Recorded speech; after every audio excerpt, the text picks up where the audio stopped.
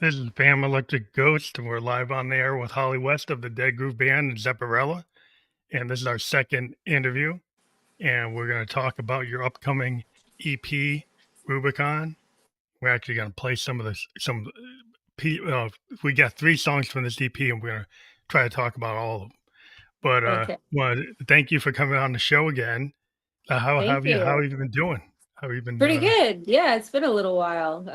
Doing pretty good. We just dropped this new EP and we're starting to play some shows. So we're definitely staying busy around here and still touring with Zepparella and now a few more bands. So it's That's pretty fun. awesome. So last time you recorded your album, you were like you recorded that in Peru. Where do you record Rubicon? Mhm. In Peru. Oh, We you went did back it to again. Peru. Yeah, yeah, we went back to Peru to record this one. That's kind of why we just did an EP because we went back and we wrote everything there and recorded there. So we ended up writing the 2 original songs and then recording Ace of Spades because we've been doing that live for a little while. Oh, that's in your repertoire. You like to play that. Yeah, we really like it. Yeah, we've been adding that to the show since the beginning. So we just decided, since people were asking if we had a recorded version of it, that we would go ahead and record it. Well, that's cool. I mean, like it's cool to have that immediate feedback. And you've got an audience Hmm. favorite, and then Yeah. then say, oh yeah, let's give it to them so they can actually own Hmm. it. Yeah. Yeah. Yeah. So like, how has it been touring like in this kind of world? Last time we talked to you was like, we're still kind of in the COVID space. It's less so. Yeah. But is it hard being a touring band compared to what it used to be No, back it's in like gotten a the lot days? better. It's Got definitely better. gotten better now. I feel like we're back on track, to be honest. I'm just recently started playing with a Soundgarden tribute as well.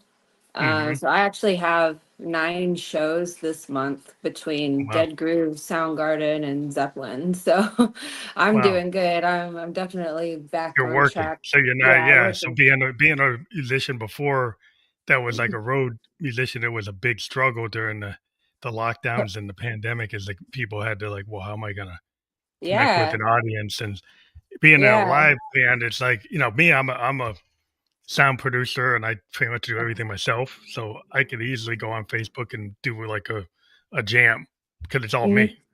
But when Yeah, you're with a yeah, band, it's like it's harder to do that. So like yeah. you guys are back in your element. Yeah, definitely, definitely. And people want to go see shows. They're really, they don't. No, I don't think anybody wants to go back to the pandemic. I mean, it No, was, it sucked, but it was also kind of relaxing in a way, because we didn't really have a lot to do. But I think a lot of people were just itching to get back on the road, especially musicians, because we were the ones that first lost our jobs because it's the yeah, entertainment industry. So things were getting shut down. We didn't have anywhere to go, and then we had to kind of put on this new thinking cap to figure out what the hell to do with our extra time. yeah. So did And you guys just spend time writing, or did you just perfect your groove, or do other things? I actually started working for some online publications. I'm also a writer, so I Oh, was you writing you for went back some. to that. Yeah, so I went kind of back to that. I started writing for some guitar magazines online and Oh, cool. started doing some videos for some like practical like what do you call it? Like it's like a YouTube channel that has like basic things about music, and so I was teaching Oh, so it's that. like teaching master classes, teaching like people lessons about like, well, how can I do a little cheat sheet for this and figure Yeah. out get into this kind of groove Yeah. or Well, what I was doing, and actually you can find them. I was just teaching scales. So just, scales. Mhm. this is the C That's scale. cool. This is the D major scale. So it was kind of boring for me, but I'm sure someone gets some good use out of it. So, like, in this space, everybody's always talking about, like, in music today, like, that rock is not the thing, but that's Mhm, where your space is rock. mhm. Yeah. And so, So what do you say to people who say, "Well, rock isn't really hitting anymore," based on your audiences? You make a living doing it. So what's your point of view with the way people say, "Well, it's like it's an electronica, it's an Mhm. EDM, it's hip hop, Yeah. the rock is not happening." What do you say to people who say that? Well, I don't think rock's ever going to die. I don't think it's ever going to go away. I think EDM is popular, and pop music comes from the word popular, right? So what's Mhm. popular is something that's not exactly rock. It's more easy listening or more upbeat. I think generally people gravitate towards that anyways because they want to dance, they want to have a good time. Sometimes they want to be in their feelings and listen to blues or something slower, but for the Yeah. most part, I think people enjoy the upbeat of things. What happens with rock, though, is we have a lot of this classic rock that will just never go away, like Soundgarden and Led Zeppelin, right? Yeah. But a lot of this newer rock is a modernized style of rock that kind of pigeonholes a little bit further, I think. Mhm. I think that if with all these subgenres of rock kind of disperse more people to them, So Yeah, you get into uh these, like, indie rock, alt rock. You get very, exactly. like, narrow focused versions of rock where you get, like, Yes. traditional kinda heavy metal And or then we metal. also have a lot of outlets now. We used to just have the radio stations. We Mhm. just have like three radio stations per city, major city that we could go to that might have something that we like on it. Now you have tens of thousands of stations all over the place that, These digital satellite stations are yeah, you very can make honed into very specific genres. and you can make your own station now. Yeah. So, Well, I think the audience, like, to me, is like I like a lot of, like, jazz fusion, mhm, experimental music. It's very kind of specific groups of people that they want to see that because they want to see a real band. They don't want to see a guy in a box mhm, pushing buttons or a CDJ. yeah, Not that that's not cool, but there's something yeah, about seeing a bass player, a mhm, saxophonist, mhm, like somebody on a real keyboard actually playing, mhm, yeah, and it's not in the yeah, box. It's not just like the same as the master. mhm. Right? Yeah. That's why you go to see a band because you don't expect it to be the same thing you heard on the radio or the same thing Mhm. you heard on CD. You expect them to kinda elaborate a little bit, right? Right, right. Yeah, I get what you're saying. It's like when you listen on the radio or on your phone or whatever, your speakers, you get this kind of mono sound, right? But when you go see a live band, it's just insane Yeah, stereo. like your You Marshall feel amps it. or something or orange amps, you get that sound, and, like, you get the fact that, like, if you're in that crowd and you're in a smaller room, Hmm. like, and you get to see like a three-piece band or a Hmm. power trio or something, somebody playing like Cream. Hmm. You know, like, that's Yeah, always gonna kick it for me is, like, somebody playing, like, a Jimi Hendrix Experience or yeah. Cream or playing, like, a Led Zepp like you guys Hmm. do, but, Hmm. there's something about that style. I'm a Who fanatic, and Oh just thinking yeah, about, like, the Keith Moon on the drums is yeah. blasting, And right? Entwistle And on then bass. Yeah. Entwistle will just, like, running these, like, jazz lines Yeah. in rock mu it's like a rock punk music with, like, a Hmm. progressive jazz focus. It's like, "What's Hmm. going on here?" That to Yeah. me, I saw the Who live twice when Yeah. Entwistle was still around, and I was just, like, so zeroed in on what Entwistle was doing because he Yeah. was booming just as much as Pete. Like, Yeah. he could slam, Yeah. like, hitting that bass is like he was hitting, like, chords, and, Hmm. like, what the heck is he doing? It's like I was just You're playing it focusing like a lead. Yeah. Yeah. yeah, lead Yeah. bass. Yeah. Yeah. How It's how do it's you how do amazing. you like to play your bass? I mean, what's your Well, style? it's funny you bring up Entwistle because the last several shows I've played with Zepparella, I've had at least one or two people tell me that I play like Entwistle. I mean, I think that play like John Paul Jones in the Zeppelin band, Yeah, but because you're Zeppelin.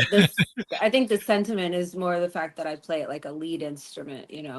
Yeah. There's a lot going on that fills in the space. So now Yeah, with it's a Dead different Groove, type of bass it's playing, right, compared to somebody trying to lock in with the drummer. Like, I mean, you're still very much locked in with the drummer. It's still rhythm, but you're also creating this really beautiful kind of pillow for the leads to sit in. You know, yeah, you're dancing around and marrying everything together, and that's one reason I really love playing all the John Paul Jones stuff. yeah, A because his lot of bass player is stuff, amazing. yeah, and a lot of newer stuff is very much toned down. Um, in Dead Groove, I don't write any of the bass parts. I kind of let Caesar create the Right. music because I'm already creating the lyrics and the melody. So Mm-hmm. to keep kind of a balance there, I try to keep Caesar creating, the bass and the guitar parts and whatever he wants underneath his guitar parts. I think probably in the future we'll probably or I will probably start writing my own bass stuff, but Yeah, I I collaborate more. figured that right now with the first record and the first few songs, maybe we would just let the musician or I'm sorry, the guitar player kind of write what he Right. wants there. Hmm. You know, When you play it live, bands. are you locked into the master when you play live, or do you elaborate a little bit? Yeah, I'm definitely locked into the original recordings for sure. Yeah. That's cool. So maybe we're gonna give people a little hint of one of the songs, which one I'm gonna figure out which one I want to play first. Yeah, you So, you pick. well, I'm gonna play Ace of Spades because everybody knows that. Yeah, So yeah. to give people like this is like a crowd favorite that you play that you finally put on record. So we're gonna actually play it. Yeah. Hopefully, I'm at the beginning of it. Let's see. Okay. Here we go. Yeah. This is a little pulled back too.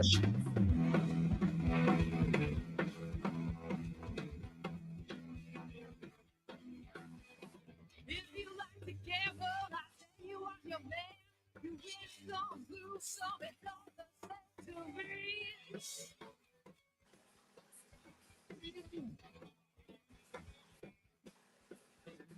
Nothing risk to play, make no difference what you say. I don't think you agree. The only kind I need is the ace of spades. The ace of spades, yeah.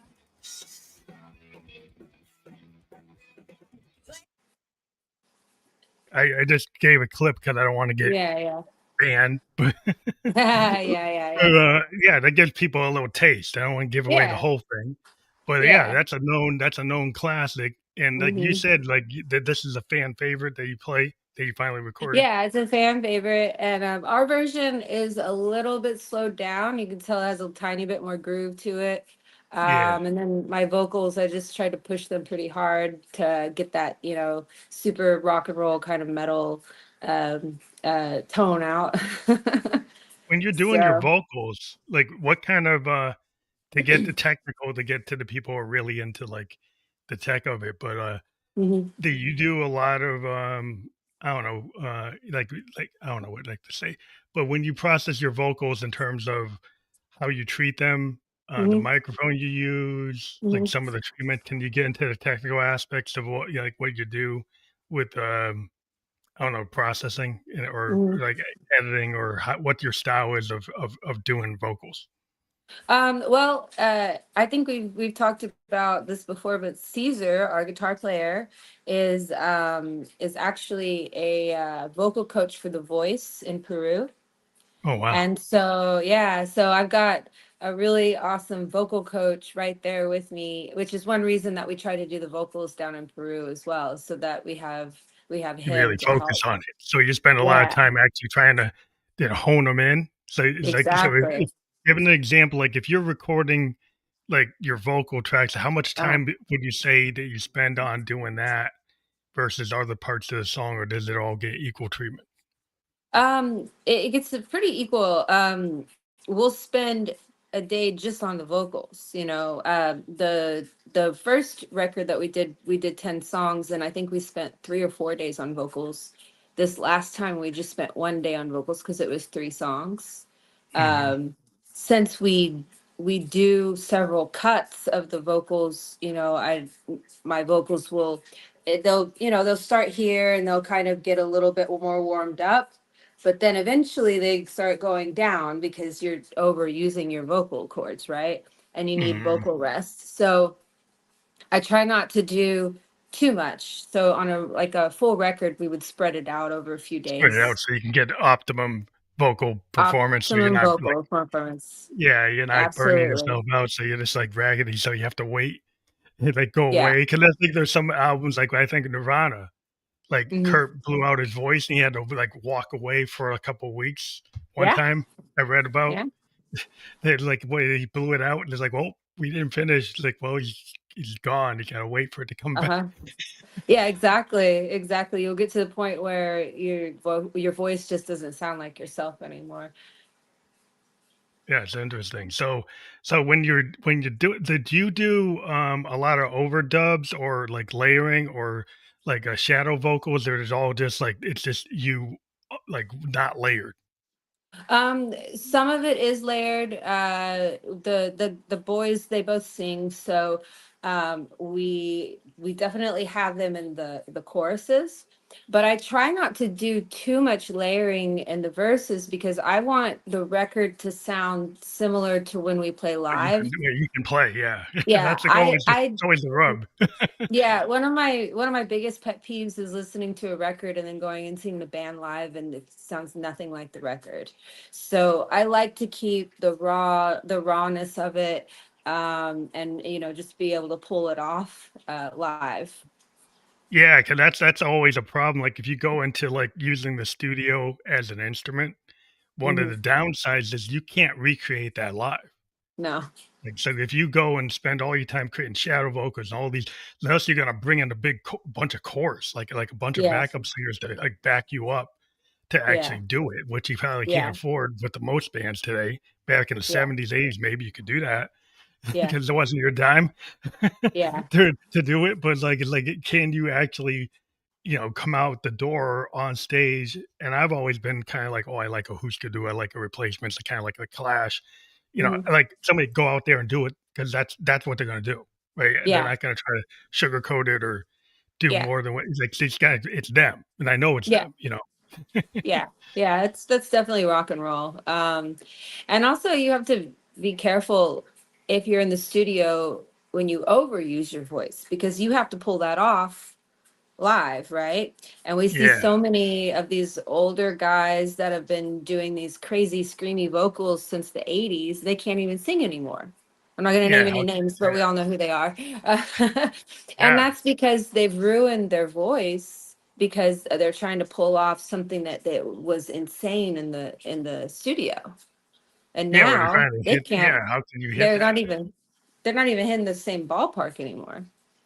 Yeah, it's always a problem if you go back, and listen to, like, some of the soul groups, Hmm. in terms of, like, you being able to hit those falsettos all the time, like, Hmm. every night, like, how can Hmm. you do that all the it's like, you burn it out because it's like Yeah. you can't be at that range and that kind of power or that kind of level of control, like, you gotta give yourself a rest, and then your manager puts you on the Hmm. road, it's like, "You're hitting it every night?" Yeah. How are you gonna keep on doing that by the end of the Yeah. tour? It's like, it's not what it sounded Yeah. like on day 1. No, no, and you do have to be really careful as a vocalist. When you do a tour or you put together a tour, you have to be really careful what the vocalist can handle. When Zepparella has done a 10-day tour before, we had 2 days off in between there because it's not because we didn't want to play those nights, it's because our vocalist needs vocal rest to Yeah, you pull gotta have off. time to recover. Mhm. Exactly. I know bands that have done 6 to 8 days in a row, and the vocalist suffers. And you don't want the vocalist to suffer. That's the main thing that you don't want to suffer. You want those to That's your be brand, perfect. it's like, that's what Yeah, people hear. even if the band isn't perfect, like the vocalist needs to be the best. Yeah, It's so important. today, with so many tools, you see these bands that go out, right? And they're so in the box with their backing tracks Hmm. that they can't really deviate, right, from Yeah, the way their song was written, right? So if they play it yeah. live, they're kinda locked in, Hmm. Yeah, and yeah, people kinda maybe expect it to be like that, and you're like, yeah. I like to be able to go it's like back in the day, I would go see, like, Parliament Funkadelic, and then they're doing these 20-minute romps, and it's not anything like what was on the record. It's Yeah, kind of yeah, like the Grateful Dead. They used to just go yeah. off these big long things, and I was into that. I was into with Yeah, what Zappa was doing. With yeah, the yeah, Muggles, yeah. it's yeah, just go Mhm. out there, just I don't know, looser, or even the Yeah. Almonds. Well, Like the even Almonds would be these even massive champs. yeah. Even Zeppelin did that. They didn't play the same song twice, you know. But I think there's still an expectancy these days for if you buy a record, you want the band to sound like the record. If Mm, you are a jam band and you do some jams and you are a headliner and you have the time to do that, that's great too. And some people do look for that, and it can be really magical, honestly. Um, but in Dead Groove we use some backing tracks only because Caesar isn't there to sing. So we oh, want to God, make sure that we have that, that force behind us. So I'm not used to using backing tracks, but we just use them for choruses and mhm, for when I have to scream a little bit. And it, yeah, it actually really helps. I'm actually starting to use in-ears now. I wasn't using in-ears before. mhm, And they've really, really helped a lot with my vocals, and just being able to hear myself and hit the notes yeah. properly. It I've makes a done big that. difference. Yeah, it makes a big difference. Being a one-person band, I mean, I can't say I don't use it because I use a lot of sequencers, right? Hmm. Most of my stuff is analog. So I have a typical sequence, and it's running off of CV and gate and all this stuff. It's kind of old tech, like 70s Yeah, tech, but yeah. it still locks me into a structure. But I Hmm. can go and mess it up. I can go and Yeah, change it yeah, so it will yeah. go off a little bit, so I can come Hmm. back to it. So use foot pedals and stuff to kick things off. And so it's kind of Hmm. like the old, the Who. The Who used to run like Bob O'Reilly on tape.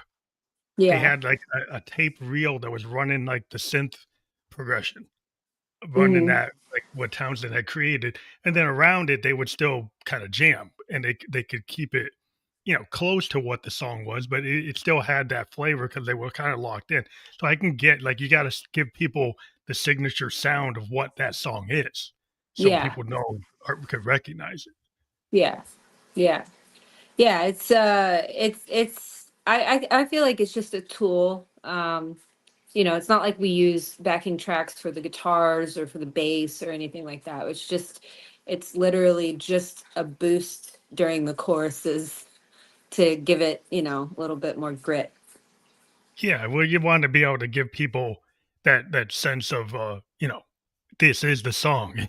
Yeah, yeah, yeah. Fulfillment. Because otherwise, it's like sometimes you can't, you have some elements like in the studios where I can do that on stage, Hmm. right?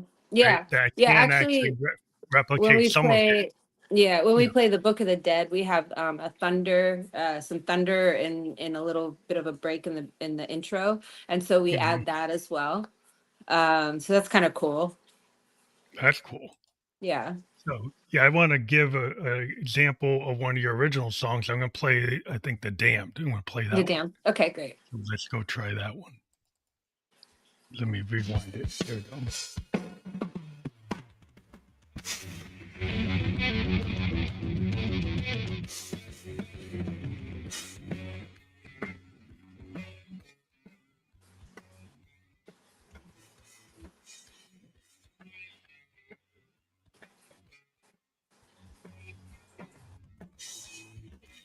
If you wanna fly, better listen to me.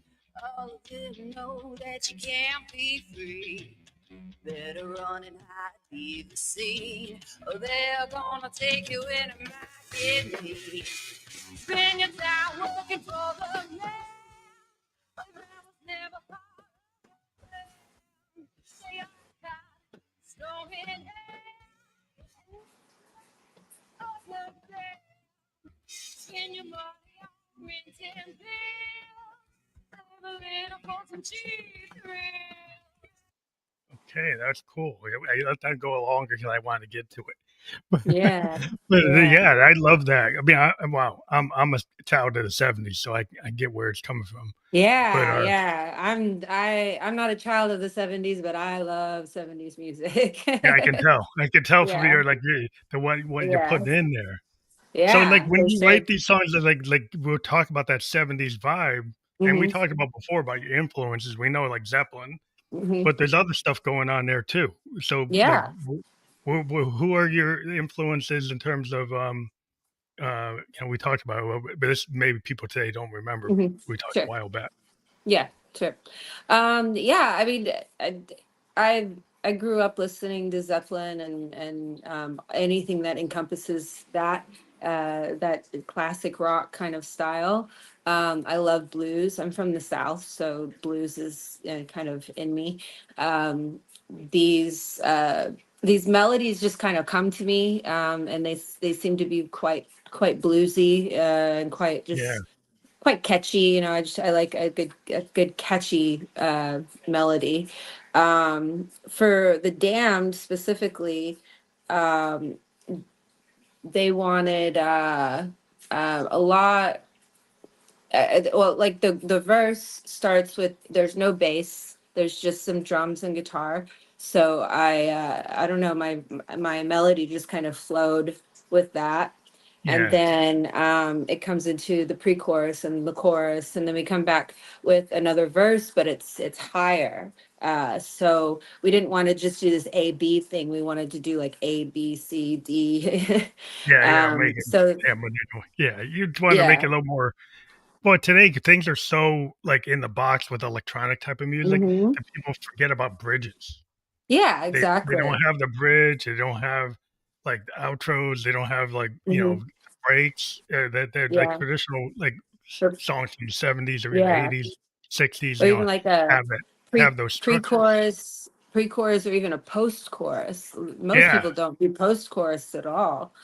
yeah, or even So timing changes or, like, to mhm. do something that just shifts it a little bit, to Yeah. or have the break or the silence, and people always forget today. Well, I always like, "You guys, like, you're not doing any space between the notes." Like, Yeah. there's Yeah. no place where there's a break. It's just so much like a lot of modern stuff. It's just like it's just so much stuff and lots of layers, but nobody's taking advantage of like a little silence here, Hmm. like a little break here, a little Yeah. change. Like Yeah. you forget about that Dynamics. dynamics to kind of Dynamics. get Yeah. people. You see it in classical music. You like Hmm. you bring things in, you bring it down. Hmm. You have breaks. You do that. It's like there's a structure, and that's why I like getting into listening to things like that lately, and listening Hmm. to a lot of jazz and modal jazz. Is like, yeah, there's all these changes. It's Hmm. like all this stuff is like, where's that? You know, Yeah. well, you don't see Yeah. it. Exactly. But Exactly. also, I Yeah. hear a little like Runaways. Joan Jett, Lita Hmm. Ford, kind of influence, Yeah. kind of like a Yeah. female-centered voice kind of Uh-huh. band, kind of punk aesthetic, Hmm. you know, Yeah, pre-punk aesthetic. it's really hard to judge your own music, it's really hard to say, oh yeah, we sound like this, we sound like that. I feel like more people say, oh yeah, you sound like this or that or whatever, and then I'll go back and listen to them. I'm like, I don't think we sound like that at all. Well, like, But people tend to they only have so many, like, female examples. They're like, "Oh, like, mhm, Heart." That was, like, yeah, L7, or it's like, well, they'll yeah, say if they get it more, it's, "Oh, Julianne Hatfield," or say Phyllis Fair. Is like, you get people you can point to, right? 'Cause I have a yeah, bigger list of people 'cause I listen to a lot of female artists. But hmm, but, there's, like, people get pigeonholed. yeah, If you're automatic Joan Jett, automatic this, yeah, automatic like that, because, like, you're in that space, that's what the only person they yeah, know. Or, like, they'll say, yeah, "Oh, Steve, you're like Stevie Nicks." It's like, okay, yeah, everybody is the lead singer of bands, they're like, "Stevie Nicks?" It's like, "No." yeah. So it's like, Yeah, yeah, I don't know. I mean, I love a lot of female singers. I love Dorothy. I think she's got a mm, great rock and roll vibe. Like if I wanted to say we sounded like anything, I would say we sound like her, but I don't know, some people might not think that. that's a Uh cool but way to think about yeah, she's super rock and roll. And she's got that kind of bluesy melody thing going too, I think. it. Yeah, But we're kinda like we that Jazz Joplin kinda thing going, mhm. they go old way back. It's just like Yeah, people yeah. really kinda putting it out and kind of Hmm. being out there. Yeah. Yeah, 'cause they had, like, in the late '60s, you got Strong. this vibe, Yeah, Jazz strong is out there. vocals. And Yeah, Grace just Slick. be yeah, Great Slick, yeah, that kinda thing is like getting out there in front of Jefferson Airplane, like, yeah, Hmm. or the Yeah, yeah, starships yeah. with the airplane. Yeah, that's what I'm into. Yeah, yeah, and it's exciting actually. Get a female with very powerful voice is very exciting. Um, but yeah, this song, "The Damned," I wrote it. As far as the lyrics go, I mean, it's kind of open to interpretation. It's definitely about having to work for the man, that kind of Mhm. thing. But I think you can kind of just think of whatever you want. It could be about politics. It could be about money. It could be about working. It could be about relationships, whatever. But yeah. Because once you write So, your as a songwriter, once you put it out the door, like you had mhm. your original intent, Yeah, then the fans start to interpret it, and they kind of end up owning how yeah, how how they view it. But exactly. then you still And have you have your interpretation. And you hear a fan saying, "Oh, I think it means this," and you're like, "Oh, I didn't think yeah, that," but that's fine yeah, because like that's like yeah, how they see it. yeah. If that's what they want to grasp onto, that's totally cool. So when you like all these songs that you put together for this Mhm, EP, and we've mhm. done 2 of them. Was there a certain, like, field that you wanted them all to be in a certain field? They're all they from the Yeah, session, did they all come from, like, the same session, or did different yeah, sessions yeah. They in came from terms of the timeline? Yeah, they came from the same thing. We were in Peru, I think, for 10 days or something, and so we took a day to write Fire. We took a day to write The Damned. Um, we took a day for drums, a day for guitar, a day for bass, and a day for vocals. And so we were in the studio quite a bit that week. But we wanted a more polished version of what we had. Mhm, Like this record, the one that we talked about last time, has 10 mhm, songs, and those were written over quite a long time. Actually, we took several months to write those songs and polish them, and then when we finally got together to play them, we were just basically rehearsing, and then we played a show. And these were songs that were written and kind of came together over like online. Basically, we weren't together, but this mhm. time when we went back to Peru, we wanted to write together. Yeah, So we yeah, it's a took different dynamic. Exactly. It's a little bit of a different dynamic when you get in the same room writing with people. um the only problem that I have when I get together to write is that my melodies don't typically come uh straight away if I have to stop. So I have to go and listen, and then the melody comes and the lyrics come, and then I can present it. And I typically don't want to change it too much. So um Mhm. it's not that I want full control over it. It's just that this is my biggest, this is my idea. This is what I really want to go Yeah. with. So I don't really tell, Fred what to do with the drums or Caesar what to do with the guitars. I just want to make sure that I feel comfortable with the melodies because I have to sing them and I But have you to own play them. Yeah, you bass. say Yeah. so you have a vested, interest in how you're conveying what you wanna Yeah. give out, right? So Yeah. you Yeah. Yeah, yeah. and so I don't like to compromise too much of like what I've already come up with. But if Mhm. there's something that doesn't really fit, then of course we'll change it. But there's been You know songs what you that want. I've Yeah, exactly. There's been songs where I wish we could have done something different, but we didn't, and it still bothers me. You know what I mean?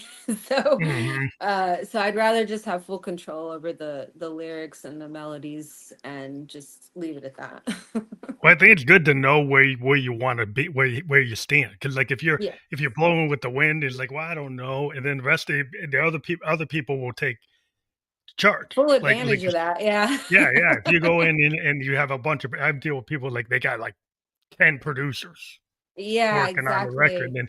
and they're sending them Yeah, every which way, and it's like, it's yeah. not their vision, right? Hmm. Versus if you have a smaller independent band and don't have they have one producer, and it's still your work, right? Hmm. They're Yeah, trying to take your work and make it the best piece of work, but they're not going in and trying to stamp it as their production sound. yeah. You run to some producers, and it's like they want everybody to have their stamp as it's like their trademark. Yeah, and they're putting it on you. exactly. It's not really you. Exactly. Yeah, you end up like kind of going down a path of something that's not really yours. Yeah, I don't, the last thing I want is a producer to come in and say, okay, well, sing your chorus like this and sing your verse like this. And it's like, well, that's not, now I have nothing invested in the song. yeah, it's You not know, your like song. It's like it's not my song theirs. anymore. It's your song. Yeah, because Why they're don't just you go trying to make up create your these. song? Yeah, they just create this whole catalog of hits that got the signature style, and that's fine for them because they're Yeah, building up their canon, but it's not really you. yeah, You know, exactly. so it's like unless you're going to them, sometimes Dylan would go to a experimental producer. He'd go to you know, um, somebody and do something that wasn't typical folk music. Hmm. He'd go off and work with the like Brian Eno Yeah, or something, and that's not typical Dylan, right? That's not folk right. rock. That's going into this experimental Berlin thing. But Hmm. he chose to do that because he wanted to see what would Dylan sound like that. How would Yeah, Dylan sound if he and wants to be in that frame? You're like, yeah, okay, that's cool. yeah. And I think once I put out like 10 records, maybe that'll happen. But at this point, I kind of want, full You want your control over signature. my create. Yeah, exactly. And as you can see through all of the songs that we've made in Dead Groove, there's definitely a signature from me in there. And that's important, I think, because it's the three of us working on this. It's not the three of us plus a producer or plus somebody else. It's just us, and we're Yeah. bringing the best that we can bring to the table. Look, and you're playing because you guys have like your voice. You know Hmm. what you want to do. You're in Zepparella, you're doing something there. You're in your Hmm. Soundgarden band doing that stuff because Hmm. that's what you're feeling. You're feeling Yeah, that. yeah, yeah, But when yeah. you have like your own thing, it's like Hmm. this is where I want to have the space for my vision as an artist. As I Yeah, want to bring the world Dead Groove Band, which is not yeah, your band or that band. It's yeah. Dead Groove It's Band. this thing. It's your idea. Exactly, exactly. And that's a cool place to be because, like, some people don't feel like they've got permission, Hmm. a permission structure to be themselves. Hmm. And I've Yeah, always been a big purveyor of the independent emerging artist or the person, singer songwriter. Because I like it when I hear somebody that wrote the song or somebody yeah, that's invested in the song. It's like their piece of work. That their yeah, band came up with it, right? That it's yeah. not some guy from Tin Pan Alley. Not that that's Hmm. not good. That there's a whole Yeah. genre. The stuff came from Tin Pan Alley, and that's cool. Hmm. But I always go for the singer songwriter or the band that has original concepts because that to me is like that's their their novel, their piece of Yeah, work exactly. to the Yeah, and world. it's nice when you hear a band, you're like, oh, I know what band that is. Yeah. Like I was showing some songs to Fred from Jackal, the band Jackal. Mhm. And I love Jackal, and he wasn't too familiar, so I was showed him like three or four songs, and you can tell it's Jackal. You can tell Yeah. it's that It's band, that and band. that's what's so great about it is, I mean, they do definitely have influence from all these other bands. I mean, you can tell there's definitely some AC/DC in there and stuff, but Oh, yeah. it's Jackal, and it's really cool. And same thing with Zeppelin. Yeah. Um, Zeppelin has that signature you you bottom know, page, fun, yeah. you know? Funny story. When I was in Dallas, when I still lived in Dallas, I was doing something, and I was listening to the radio or some station, and Greta Van Fleet came on, Mhm. and I Oh, thought it yeah. was Zeppelin, and I thought I was They tripping, channel it. and I They thought channel it. I've I've heard every Zeppelin song. I'm quite familiar. What song is this? And I looked, and it's a totally different band. I'm like, what? And so But I they've been did a deep accused of, like, dive. channeling it a little too much, but, Yeah, that right. And you can do that too, if you start saying, well, this is my influence and this is what I want to sound like. It's like, well, then you're not really yourself, right? yeah. I'm not saying Greta Van Fleet isn't a great band. I really do No, they're a like their good band. music. I really do like their music, obviously, because it sounds just like Zeppelin. But, I think they've got a great thing going. Well, But I, you go where the audience is, and there's a whole, a bunch of people that know that Zepp sound, right? Yeah. So, yeah, and everybody Yeah. knows like all the Beatle clones Mhm. because everybody like wants that sound. So everybody Yeah. got in the 70s, hey, how many bands are channeling the Beatles? Mhm. Because Mhm. that's a known thing, right? And Yeah, yeah. but it's like I go ahead. I had a brief conversation with BB King's son-in-law once, and he said that the best advice that he gave him was, good artists listen, but great artists really listen. Mhm. So a lot of them are kind of regurgitating a lot of these things, that they've heard before. They know it works, so they just kind of put their spin on it. That's what I But liked about yeah. Go ahead. yeah, but I think that there's something about creating a new sound that's really exciting, Yeah, that's and why I like the idea that you're playing the Soundgarden because Soundgarden is a really interesting band in terms of it's a grunge band, yeah, right? exactly. But they sound like Zeppelin, but they don't sound like Zeppelin. Yeah, Like yeah, they it's can like they the Bad Motor Finger channels uh-huh. Zeppelin, but it Oh doesn't yeah. sound like Zeppelin. Yeah, it's And just a, and I can see why you could be into it given the yeah. space you're in because they found a way to not do it like Greta Van Fleet, which is Uh-huh. like fine. They do it and that's a place to be.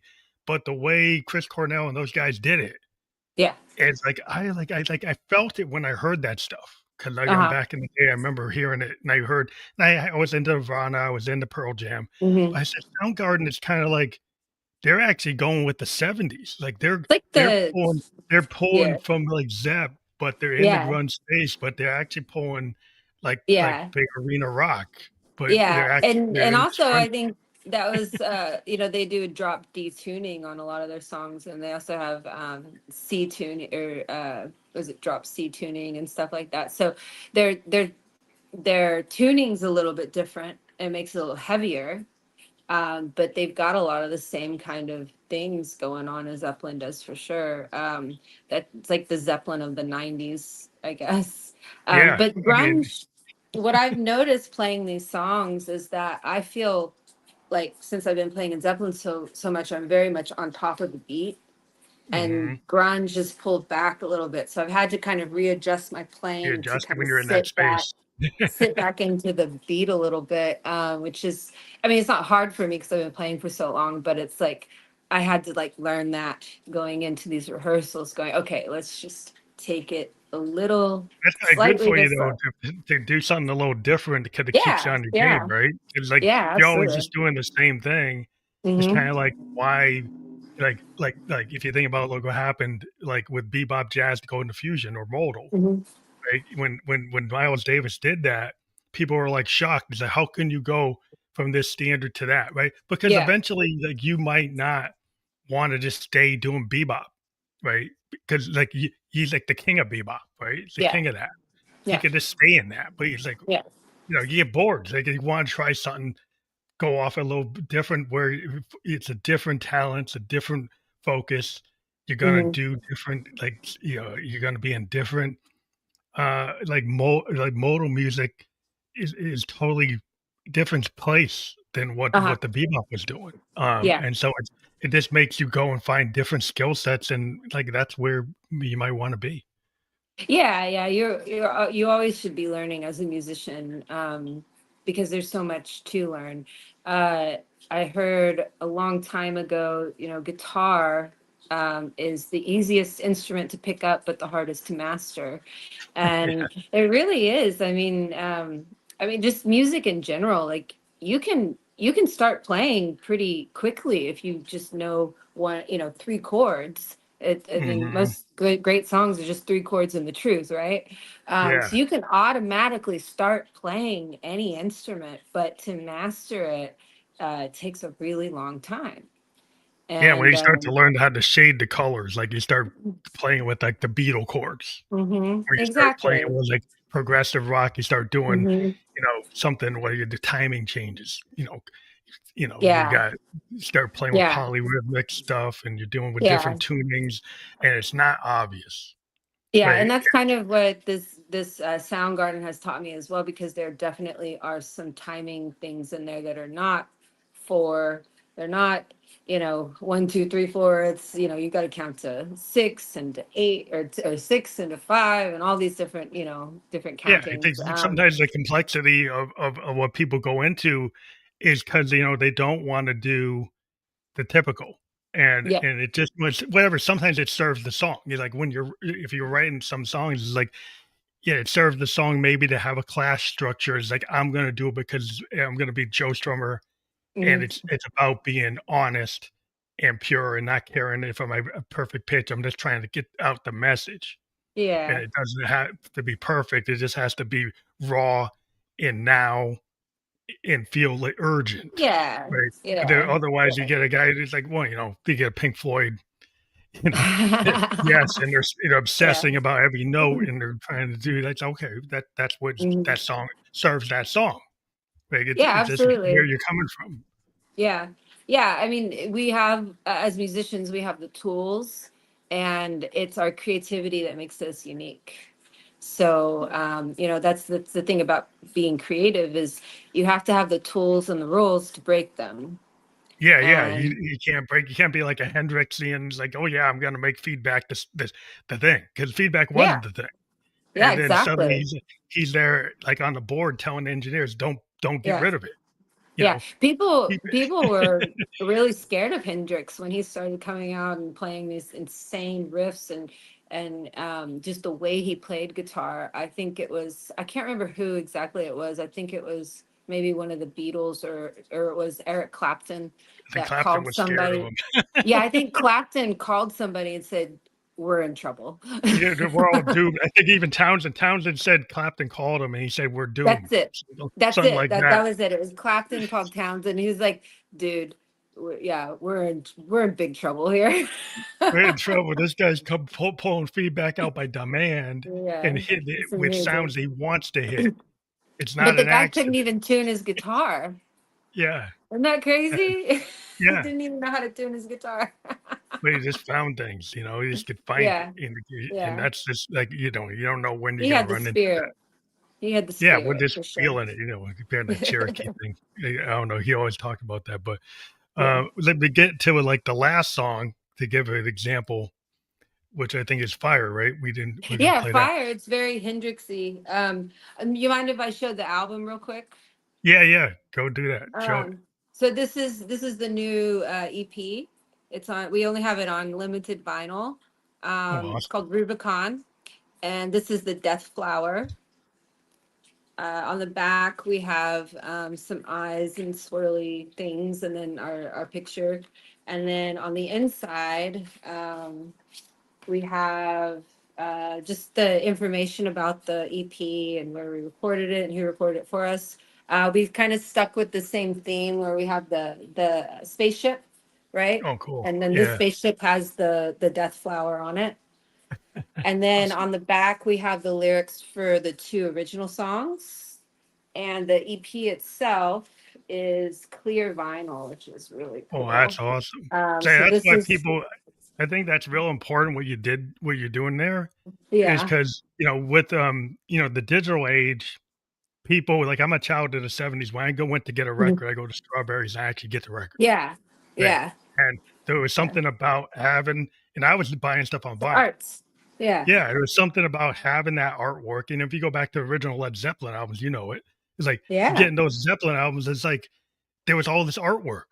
There's all yeah. those, pinwheels and all kinds of these extra Mhm. that was Yep, part of the experience, just sitting in the yep. basement listening to the record, and you Hmm. weren't skipping around. Usually, you listen to side A, side Yep. B. You And it's listen to like, the whole yeah, thing, yeah, and to me, that, the deeper tracks tells me who an artist is.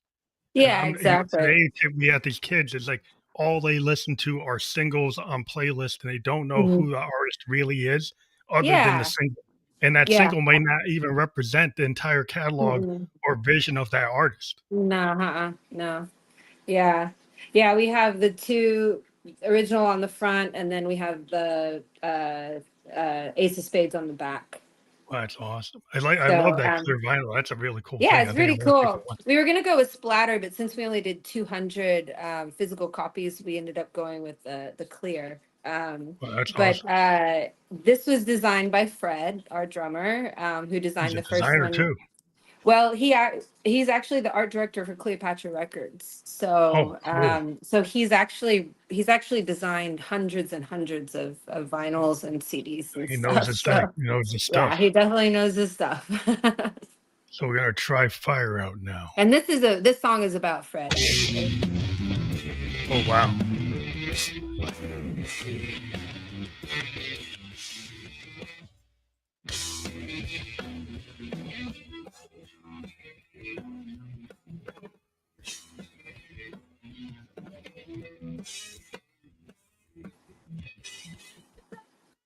Where you go, I just wanna follow you.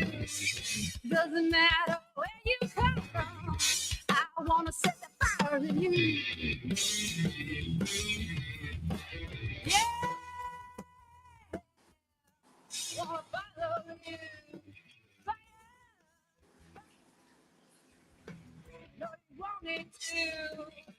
Yeah. Set the fire in you. Fire. Set the fire in you. Oh, sorry, I didn't play the whole thing, but that's what we were Yeah, no doing to keep on worries. getting banned. But um, that's cool. I mean, I like Yeah, the feeling. There's a lot thank of you. stuff I feel there that I like the Hendrixian feel, Yeah, uh, yeah. and even like Ian Astbury from like the Cult. Yeah, the cult. Actually, that's the second time I've heard that. Yeah, definitely. Um, you know, it's funny because I wasn't even thinking about the cult when I did the melody for that. They the guys, Caesar and Fred, kind of wanted me to do a chorus with really long, drawn out vowels, and so Mhm. that's kind of what I came up with. But that chorus, when I came up with it, it kind of reminded me of one of my favorite bands called 2200. They Mm. have a couple of songs that have those kind of cool vocals like that, and so that's probably somewhere in my mind. I kind of picked up Yeah, well, their that's the thing you melody in have is there. like every musician is a fan. They Yes, got them absolutely. into it. Like the reason you're Yeah, into it because you were inspired, and yeah, your subconscious pulls stuff in. Like yeah, I'm at absolutely. the piano, I might pull something from a Coltrane thing, and I'm gonna because I was listening to it, I might not Hmm. even know I was doing it, and somebody say, Yeah, "Hey, why'd you do that?" And I'm like, "I didn't even yeah, know I was doing it. I just did it." yeah. I just like it. It just comes out of there. It's like whatever. It's like could be a show tune pops into my Exactly. thing, and I do a little piece, and the boom, it pops up. It's like what? Exactly. What? That was in my. It was just in my head. It came out on Exactly. my fingers at my piano. It's like Yeah. sometimes things just come out, Yeah. Yeah. and then you kind of channel it. It's like wherever you are, like Hmm. you're in that moment, and whenever you're putting it down on tape or doing something hits you, and you're like, hey, it's good, it's not good, right? You make a choice. It's Yeah. like you take, and a lot of times as you get older, do you find that you take the things that you kind of feel Hmm. rather than think out, because sometimes you can write and you could be Yes. like writing it on the paper and planning it out. And then Constantly. when you Yeah. go to do it, and then it's like, hey, what I planned out is not as good as what I just kind of did. Yeah. Yeah. That's actually a really good point. My first record that I put out was Mokita. And I spent 2 weeks writing lyrics for that and kind of coming up with some melodies here and there. And I wrote the music for that record. So I just kind of had to marry the two, together with whatever lyrics I came up with in that 2 weeks. I wrote the first parts of about 30 songs because I wanted to have enough to draw from. And Mhm. then, five of those or four of those actually made it to the record. So um, now it's different. It's whatever I feel on the spot. The first record that we did, the full length record, I had some time to think about stuff. With the Rubicon, though, I didn't have a lot of time. It was just whatever came out on the spot. So each of the records I've put out with my my thing has been a little different. So That's cool. um, now it's more just what I feel on the spot and what's going to come out. I think that's people find out you get to that place whenever it's going to happen for you. I Mhm. run into like a lot of like I've actually talked to authors that Mhm. they build worlds, like fantasy authors, and Yeah. they build these worlds, and they have all these things planned out, and then suddenly they get into this kind of this, they go into a flow state, and it's like, oh, this flow state thing is so much better than what I planned out. I'm going to drop that and move that over here and use Yeah. that. And so even Yeah. though they're very much into building these very intricate Mhm. fantasy worlds like Tolkien, Hobbit, Yeah. whole things, they still go and say, hey, sometimes that in the moment feel Mhm. this brings some like I don't know vulnerability, it brings some it feels like it doesn't feel forced. It feels authentic. Yeah, That's why authentic, people organic. Absolutely, yeah. And you don't want to push too hard when you're trying to be creative, because if you push too hard, you can kind of fall out of the box. I often talk about like when I was recording some stuff at home when I was doing my first songs that I ever did. Um, I would get them to where they were great, and I was able to, or I was wanting to go in the studio, record them how they were, but I would go get drunk and then come home and like mess with them, and then I'd listen to them the next day and they were all messed up, and I'm like, wait a second, that's not right. So I had to stop drinking and working on my songs. Well, I think that they can happen where I was here listening to Owen John, and he was saying like back in the day when he did Yellow Book Road, everything Mhm. was like third, fourth take. He said Yeah, everything today he wish it was like that because yeah, he's like they would get it in 3 or 4 takes and they let it go. yeah. And I know they could do another version, Hmm. but it would be a different song, right? Yeah, And so at some exactly. point you have to like accept what it is. Neil Young, Crazy Horse, a Yep, lot of bands, Zappa, they all had this mind that that's the way they used to record. And then a lot of times absolutely. today, people, either they embrace that or they go into this perfection method, Hmm. inside their DAW, Hmm. and they spend all their time trying to get everything antiseptic. And it's like, well, I don't even want Yeah, that. By the time I yeah, hear it, it's like, exactly. what do I want that for? Exactly. Yeah, and I do kind of tell that same sort of thing to the guys, don't think about it too much. Just put it out. Whatever we're going to put out is what we're going to put out. This is going to be Dead Groove, the three of us, what we have. Cred's an incredible drummer. Really puts a lot of melody into his playing, which is fantastic. Caesar is an amazing guitar player and riff maker. And then I have my melody and vocals Yeah, your to make. delivery is, like, right Yeah, on my point. It's got that delivery. 70s, like, vibe, and you've Yeah, got yeah, that, like, yeah. rock And that's our rock fingerprint. rocker. Yeah, The three of us, our identities is our fingerprint. And rock I think it's really elevation. important. Yeah, I think it's just important to play off of that, not think too hard. It's Well, I just rock think and roll. overthinking can wreck you, if Yeah. you you get into stuff, it's like you overthink it and you get too much, because it's like being a piano player, like, I could go and overthink it and start trying to Hmm. do all this intricate stuff, and it goes into, like, classical. It's like, well, I was trying Yeah. to funk. And Yeah. funk can't really and it's like, do I wanna make it, like, classical or is it supposed to be funk? It's like funk Yeah. is a feeling, right? It's a thing. It's like, Hmm. it's like a James Brown, Bootsy Collins, George Clinton Yep. thing. It's like Yep. you don't overthink it, you just do Yeah. Yeah, it. exactly. Exactly. But, yeah, this has been a great, talking to you again, and you got a new Yeah. record. When's it come out? It's on the 21st, but you can get it 21st. now on cleorex.com. Awesome. That's awesome. And we do have a So show if you're in the West Hollywood area. We have a show at the Whiskey on the 23rd with Kings X, which awesome. is also one of our biggest influences. So Hey, that's a um, cool band. I How'd you love get that that band. gig? Yeah. How'd you get that gig? Well, we actually live in West Hollywood, right next to the whiskey now, so we're familiar with the booking agent there. That's cool. But yeah, we bought an opening slot as you do with the at the whiskey, and so we are using that as our EP release party. Well, that's awesome. Well, Yeah. you gotta pull it in. You gotta Yeah, take exactly. advantage of what you And can get actually, out there. when I released Mokita, my first show, um, fronting my own band, was opening for King's X on my birthday in Dallas. And so this is going to be a full circle. Full And circle. That's cool.